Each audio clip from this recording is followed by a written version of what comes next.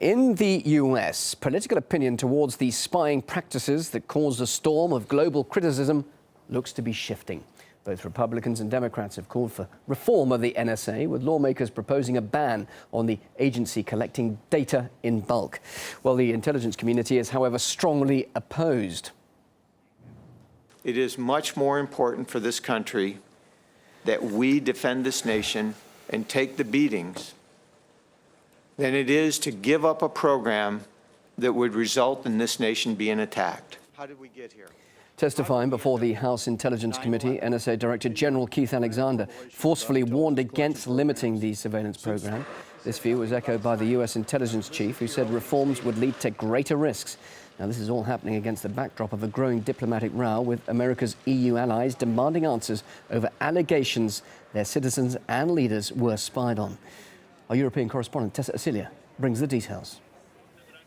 There is a delegation of EU officials and separately a delegation of German officials who are in Washington to speak with the members of the U.S. administration, as well as intelligence chiefs, to discuss this latest revelation of the NSA's, the National Security Agency's, spying operations on up to 35 world leaders, including German Chancellor Angela Merkel, as well as allegedly tens of millions of French and Spanish citizens as well. Now, the outrage in Europe has been palpable. We have Angela Merkel having said that the confidence of her country towards the U.S. has been, quote-unquote, shaken. And we also remember the recent EU official statement highlighting the distrust that these allegations have actually created. And all of this anger spilling over, not just in terms of diplomacy, but also in the transatlantic deal. Some MEPs calling for the stalling of that. So we see direct impacts of consequences of these allegations. But the frustration right now is not just going one way, because there are also frustrated reactions coming from the U.S. The NSA chief having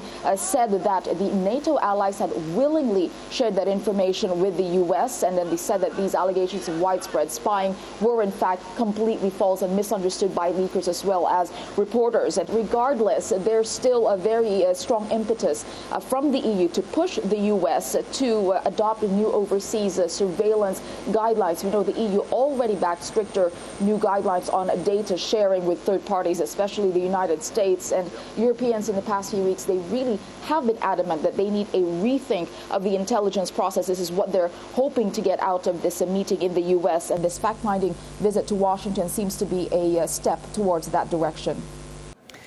NSA claims that EU intelligence agencies willingly shared data backed by the latest leaks published in Spain.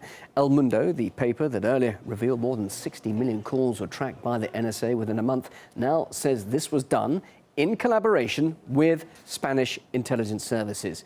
Well, this document shows the US distinguishes 4 different levels of cooperation with foreign agencies. The first group is made up of those which share the most intelligence with Washington, the likes of UK, Australia, Canada and New Zealand. Together they're known as Five Eyes. The second group includes more than a dozen European countries, Spain being among them, plus Japan, South Korea and Turkey. And the third shares only limited data and includes France, Israel, India and Pakistan.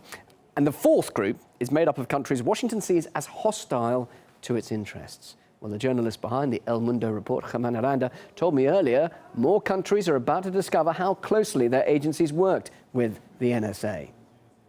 European services, they share some information with United States services, with the NSA. What the document said is that Spain and other countries, European mostly countries, they helped NSA to get the access to this information. How? They share some kind of information of maybe even the data, the volume and the capabilities. This is what the documents say. They don't say exactly how much information or exactly all the information that they share, but they say that there is a real and intense cooperation between both countries, and people is going to see more phenomenon like the Spanish one in other countries.